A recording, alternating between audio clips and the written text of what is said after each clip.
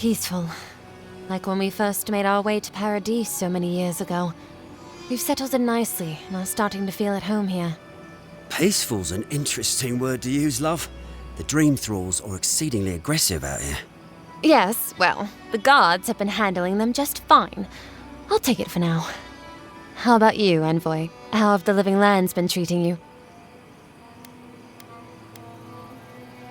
Well, that's what we like to hear. Isn't that right, love? That it is. We might even have something to help you with your journey. Whoever lived here last must have left this armor behind. As beautiful as it is, Gladwine and I have no need of it. We'd like for you to have it.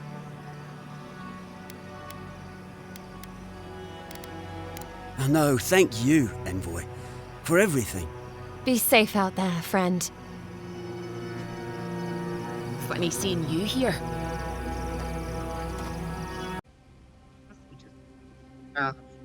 Odcinka z gry. A choć tym razem rozpoczniemy sobie szybkie informacje. Cofnąłem się, bo chcę wykonać te odcinki, w sensie bałeś misje poboczne i ja tu zawędrowałem. Tak, tu mamy grup Tamy i tu mamy naszego jednego od tych, od mapy. Kolegę i tak to resztę będę chciał z wami zrobić, ale na razie się cofnąłem, żeby dojść do tego. Tutaj jakoś do kotliny. Tutaj się wrócimy, potem pójdę do samej kopalni i jakoś tak 40 minut któryś pobocznych. Ten odcinek też poboczny. That doesn't exactly narrow it down. Had this thing around his neck. Gold, I think. Hummed a lot. Humming is common, as is jewelry. Had this nasally voice, like, "Oh, please, don't touch that machine. It's worth more than you are." Oh, was it Lissonio Galatini, the wandering teacher of Spirento? The renowned musician of the soul? No, that's not it. I guess you didn't know him. Listening to Yatsley's thoughts about godless ruins is one thing. Bringing her along for the rest of the trip is something else. Well, don't you think it's a little convenient?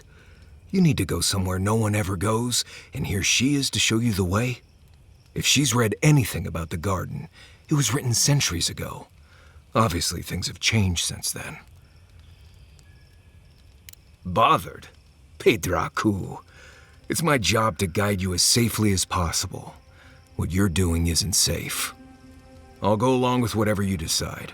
Just don't be disappointed when she doesn't show you what you wanted to see. Anyway. Right. What do you need? They say this used to all be underwater until something happened that cracked open the ground and swallowed the seas. Makes sense to me. If you dig far enough, you'll find strange things like old fish bones that don't make sense in a place like this. I think that's why Thirdborn appeals to the Rowatayans so much. Like there's an ancestral connection with what the land used to be. Or maybe they just like fishing off the coast. What do I know? Let's see. Shatterscarp doesn't want to kill you, really, but it isn't interested in helping you survive either. The key here is water and shade.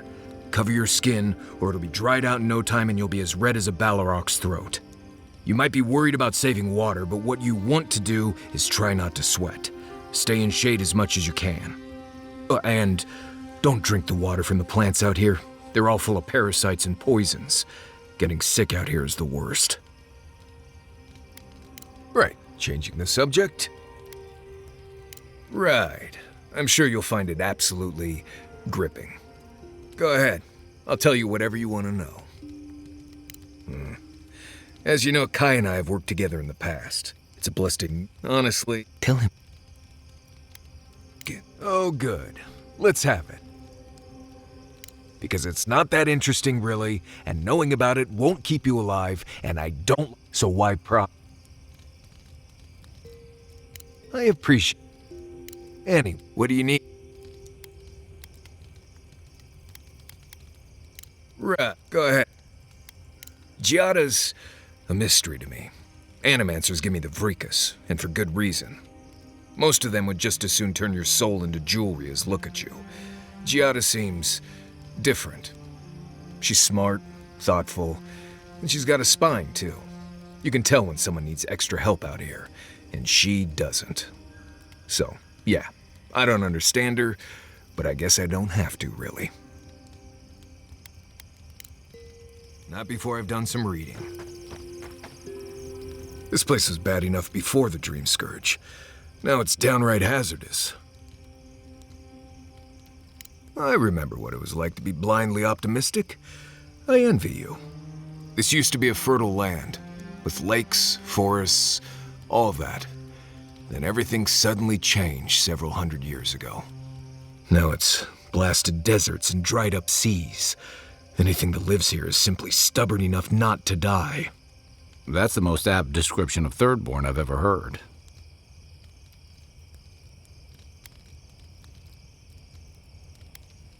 I'm being blessed realistic. Emerald Stair was Toddler Town frolics compared to this. Shatterscarp might not want you dead like Galawain's tusks, but it doesn't particularly care if you live either. What do you need? Thanks for talking. Thirdborn. If it weren't for the Leviathan skeleton in the middle of town, I'd hardly recognize the place. Well, that's what I'm trying to nail down. You ever come back to a place and feel like the buildings are smaller and the colors are duller? And home just wasn't the same. Thirdborn was always this rugged oasis, dangerous and out of the way, but bursting with vitality. It was a harbor for larger-than-life types, people like Capo, the Leviathan Slayer, and Tama. Glory seekers, trophy hunters, warriors trying to leave their battles behind. People who built around their stories and their scars. Me too. Being back. It felt like we were watching Thirdborn die a slow death.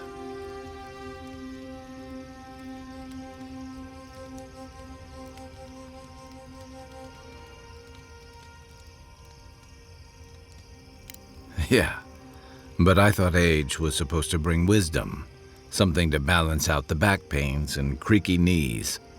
I think what's eating at me is that Thirdborn seems rudderless.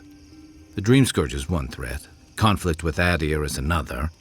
The Living Lands is changing, and Thirdborn feels like a barnacle on a moving ship.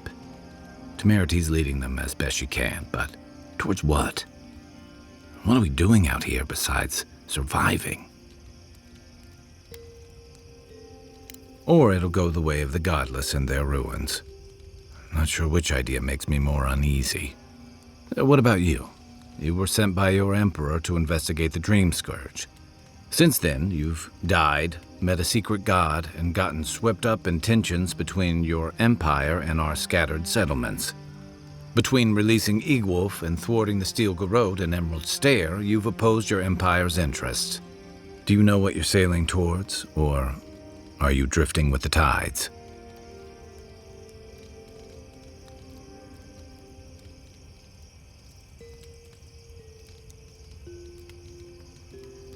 That kind of clarity is rare.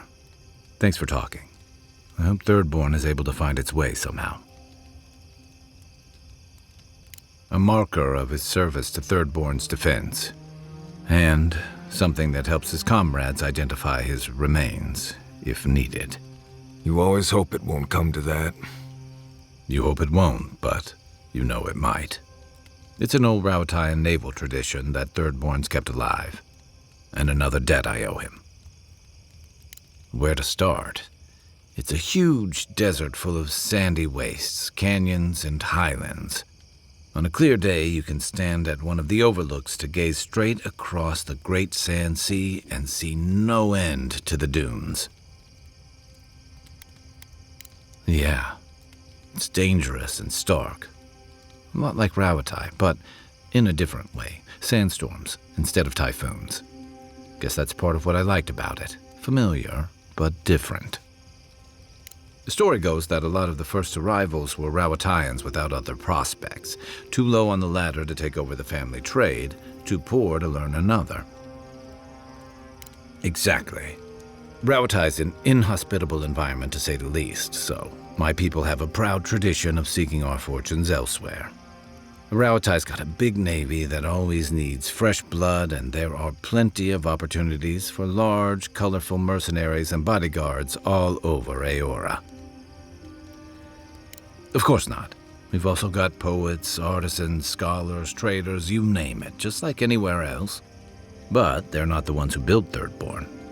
It started as a convenient harbor for pirates and mercs to lie low. Bold, or desperate, fishing crews from Rauatai would follow seasonal catches out here. That tells you something about the people willing to attempt it. Over time, those early arrivals built huts, a proper harbor, and walls to protect them from all the hungry things in the desert. Well, that brought in a steady trickle of veterans, ruffians, trophy hunters, and rugged eccentrics. People looking for fresh adventure, or running from the consequences of their old ones. Your words, not mine. I've got a lot of memories here, and the longer I stayed away, the harder it felt to come back. Until you came along, I thought I'd be able to avoid it forever. Thirdborn's missing a lot of familiar faces. And the youngsters who've grown up and the new arrivals, they seem green. Like they're cut from a different cloth, a more delicate one. This plague is tearing everything apart at the seams. Healing may take years, if not generations. Maybe you're both right. Thirdborns only survived because the people were tougher than the wilds. I just hope the people living behind those walls know how to keep them standing. Should I break out the booze? You're asking me? I'm not much of a gossip. Okay, who do you want to know about? She's got a lot of heart, and she's loyal to her people and their principles, even when it costs her. Giada's lost her home, but kept her resolve. It takes a special kind of person to weather what she has and emerge stronger for it. She'll have a lot to figure out after all this, but she's gonna be okay. I don't. It's creepy, it's dangerous, and it's driven by more bad ideas than good ones.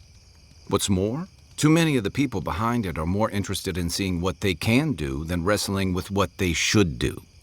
But my reservations aren't going to put an end to it, and Giada, at least, is a voice of reason. She's young. She'll get there. Until then, there are certainly worse things to be driven by. Sure. What do you want to know? Shake the sand out of your bedroll before you settle in. The dream scourge is getting worse. First our land, then our animals. Now our people. If we don't put a stop to it, we're looking at the end of the living lands.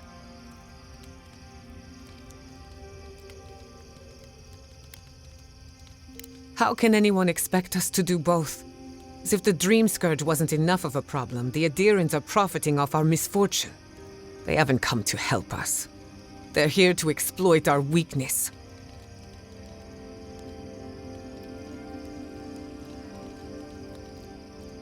Agreed.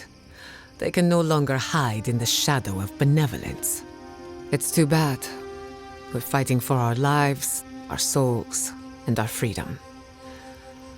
I don't know if we can win all three. You really think so? My apologies for acting cynical, but it feels as if nature, politics, and even the very gods are working against us. I don't appreciate being backed into a corner, but here I am. Despite everything that's happened, I'm so grateful to be working with Yatsli. In many ways, Quilichi has been like a second father to me. But Yatsli, she's like my dirty aunt who's up to no good. Oh, she's an expert in that field. While I have your attention, I've been thinking. Why is Inquisitor Ludwig suddenly interested in godless ruins?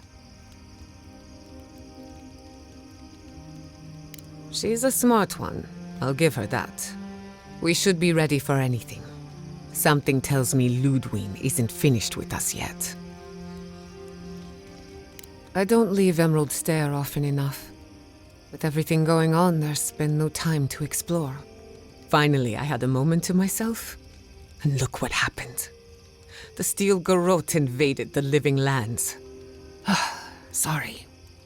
I'm in a mood, if you couldn't tell. Only if you can stand the ramblings of a depressed bookworm. I used to think I had it all figured out. But the Living Lands proved me wrong in so many ways. This entire island is the prison of a mad god. How is one Animancer supposed to compete with that?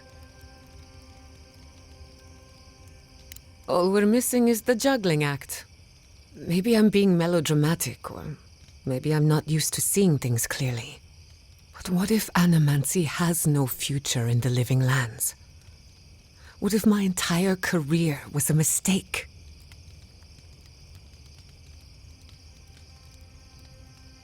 If a breakthrough is coming, it'd better hurry. I can't wait forever. You're a good listener as always, but I've taken enough of your time. I'll be fine, really. I'm not the first Animancer to question her life choices, and I won't be the last. Go on then, I'm listening. I'm afraid not. I've spent a little time in Dawnshore, but this place is a mystery to me. It's good to be somewhere different. Somewhere I can build new memories. Whenever I'm reminded of how big this island really is, it makes my problems feel smaller. Go on then. Don't be shy. Anyone in particular? I warn you, I'm not the best judge of first impressions.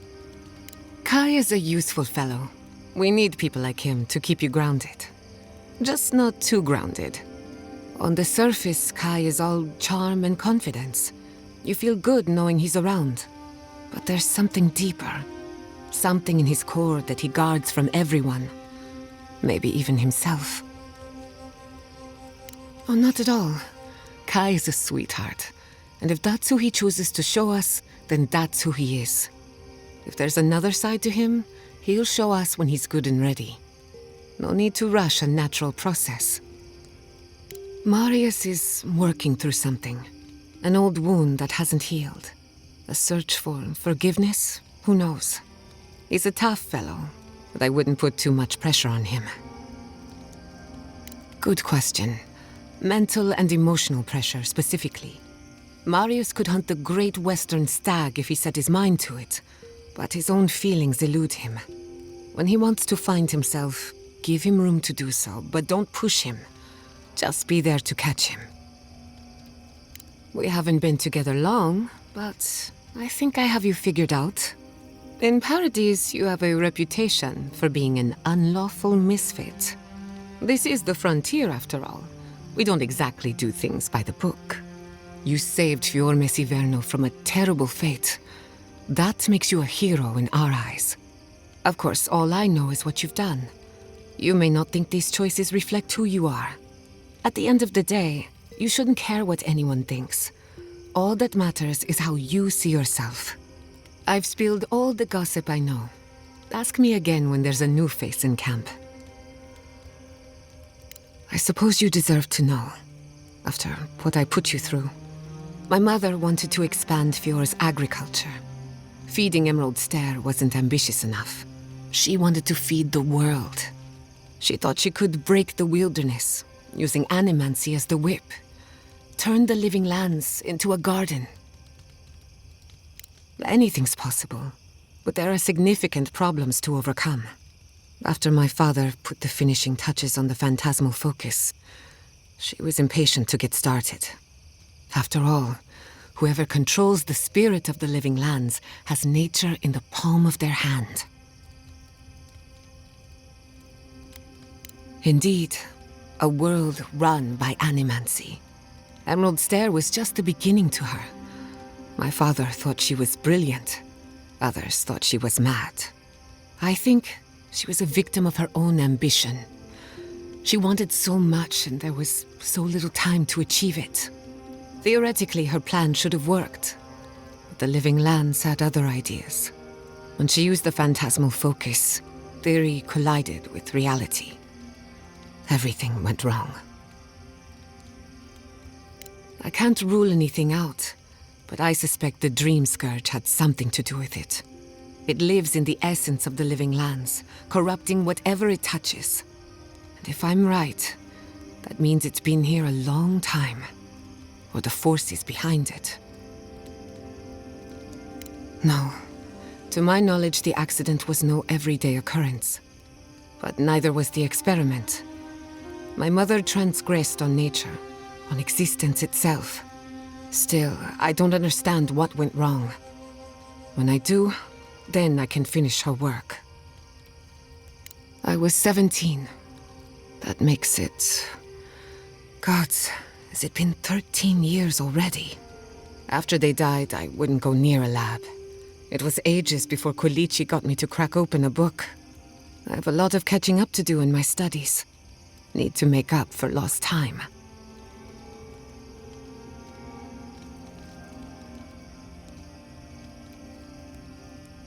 It's just a tool. Even a wool scarf is dangerous in the wrong hands. Besides, studying a pillar of Adra is not the same as prying apart the fabric of the living lands. My mother learned that the hard way. That's all I care to say for now. At least, about this topic. I thought my family's research could help Emerald's there. That it could banish the Dream Scourge from our lands. Of course, Vidaro wouldn't even give me a chance. He was afraid of history repeating itself. Still, I'm hopeful. This legacy of mine could change Animancy as we know it. And something tells me I'm close to a breakthrough. Closer than my mother ever got. Good question. The idea of finishing my parents' work gives me a warm feeling. But do I want it? I know I've got one lifetime, and I want to do something with it.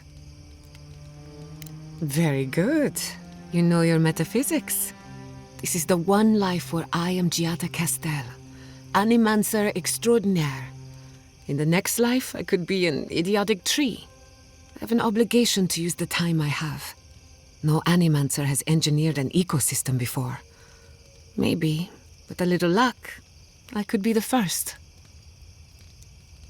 Well, my future is in shambles, and I have no idea what to do next. Oh, and my home is under attack by the acolytes of an insane witch god. Apart from that, fine. Truthfully, I'm a bit lost. Leaving Fior Messiverno was supposed to be liberating.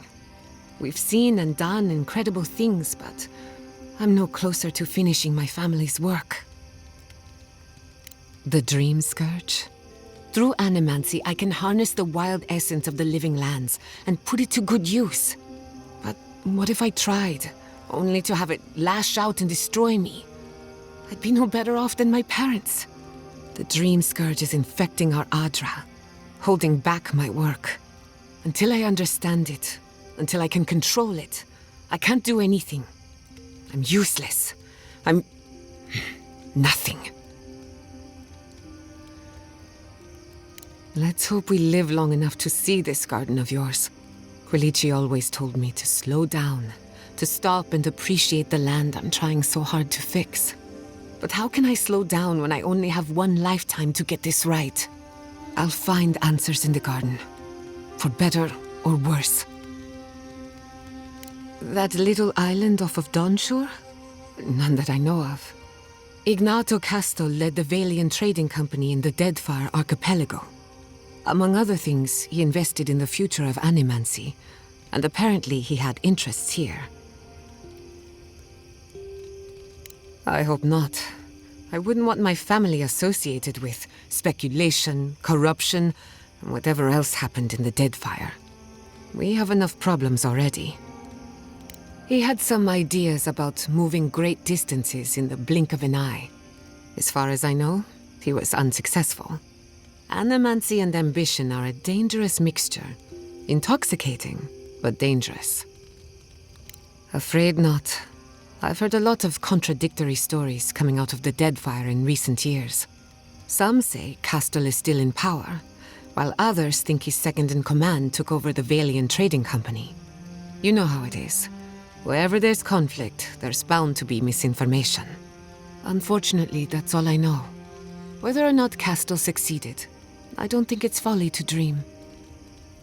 Now that you mention it, I did try and awaken my soul to become fully aware of my past lives. Every animancer tries and fails.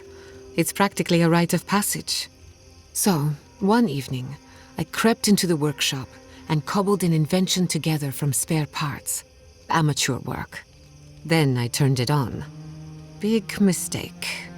The next thing I knew, it was morning. I was floating in the fountain, and my head was pounding like a drum. You don't need animancy for that. Just rum and a crew on shore leave.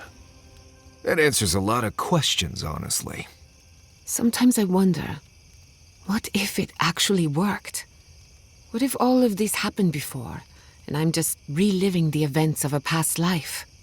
I try not to think about it too much. Ah, a simple question with a very complicated answer. The device is attuned to the spiritual energy of the living lands, much like a compass to magnetic north. But essence is chaotic by nature. As you saw with your own eyes, imposing order on chaos is not without risk. Indeed. Don't get me wrong, this invention is a small miracle, but it isn't enough. The phantasmal focus was supposed to be the start of something grand, one lever of a device that exists only in theory. Perhaps it should remain that way. Anything in particular? You too. Wiecie co, bo już mam próbę 25 minut, więc pewnie po prostu z gadkami. What's that fragrance you're wearing? Ambergris, from the guts of a dead leviathan. Why, do you like it? Oh, don't get me wrong. I like it fine. But I think it's attracting spiteflies. Oh, that explains the bites. Apologies, Marius. The aroma does tend to linger. No. It's fine. I can handle a few spiteflies. Just letting you know. I'm never wearing this again. I w tym miejscu sobie zakończymy, po prostu zrobię sobie odcinek z gadkami, więc cześć, to na razie. Hej! Of change, their petals sprout across the barren land. They sing to the unwanted ones, and the unwanted ones sprout in turn. The soil remembers what it once was. It will soon be whole, safe.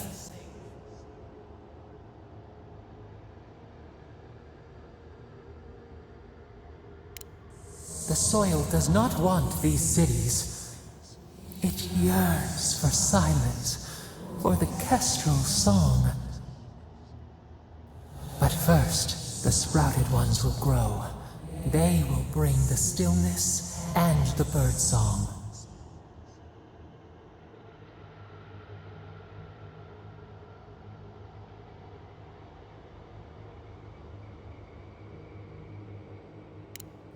The dam falls. The river returns to its source. It is how the land was and should always be. We want all of them gone. We wish for life to flourish again.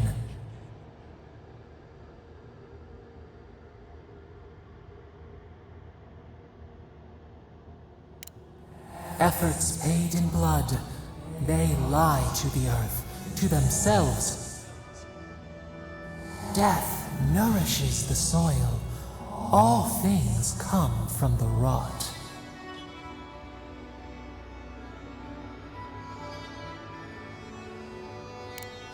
The spider devours her mate to lay her eggs. We ponder, dream of shifting sands now. We will speak again.